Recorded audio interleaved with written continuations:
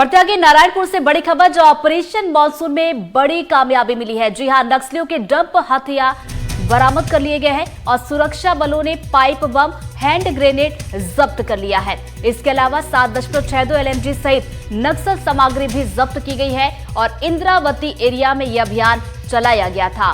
तो बड़ी खबर इस वक्त की आप तक पहुंचा रहे हैं। ये वो तस्वीरें आपको दिखा रहे हैं जो कि ऑपरेशन मानसून के तहत कामयाबी मिली और ये जो हथियार बरामद किए गए हैं उसकी ये तस्वीर है।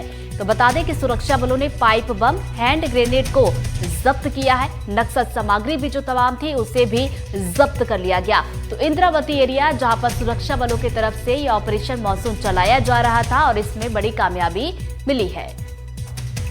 हमारी संयुक्त DRG, STF और ITBP की पार्टियां नक्सल सर्च ऑपरेशन में निकली थी। टॉप कार्डर्स की इंफॉर्मेशन थी।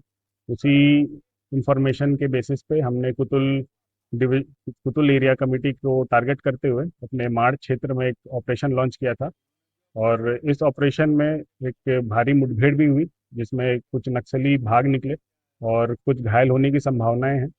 और उन्हीं के क्षेत्र में से जो कंपनी 1 का एरिया कहलाता है और निब एरिया कहलाता है, तो उस क्षेत्र से हमने सारे सामग्री जब्त की हैं। इनमें graded weapons as well as जो कंट्री मेड वेपन्स है वो भी बरामद हुआ है। नारायणपुर पुलिस के हाथ में एक बड़ा जखीरा हाथ लगा है जिसमें 100 से ज़्यादा हथियार पुलिस ने बरामद किए हैं। क्या कुछ बातें हैं, क्या कुछ जानकारियां हैं, इसके जानकारी के लिए हम अभी मौजूद हैं नारायणपुर के पुलिस अधीक्षक के साथ में और उनसे हम बात करेंगे, जानेंगे। जी सर, जानना चाहेंगे किस प्रकार की सफलता हाथ लगी है ऑपरेशन मानसून को?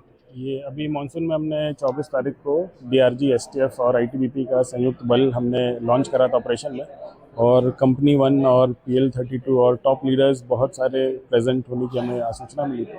तो उसी सूचना पे हमने ऑपरेशन जो लॉन्च किया उसमें 3-4 बार मुठभेड़ भी हुई। भले कोई नया नक्सली ऐसा मिला नहीं, बट वेपन्स हमें बहुत सारे रिकवर हुए इस एरिया से। सर, इसमें मुख्य रूप से देखा जाए तो एक बड़े नक्सली के सूचना मिल रही थी। कौन नक्सली हो सकता है, कौन है इस क्षेत्र में ज़्यादा सक्रिय अभी नजर? इस क्षेत्र में अभी मोस्ट प्रोबेबली तो SZC रनीता है जो अभी पूरे माड़ डिवीजन की इंचार्ज भी है और उसके दिशा निर्देश में बहुत सारी चीज़ें हो भी रही है।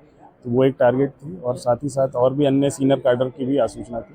तो बहुत ज़्यादा मैं नाम नहीं बताऊँगा, बट उनके प्रेजेंट होने की संभावना थी। सर, एक हथियार बहुत बड़ा दिख रहा है, ये एक तोप जैसा हथियार नजर आ रही है क्या?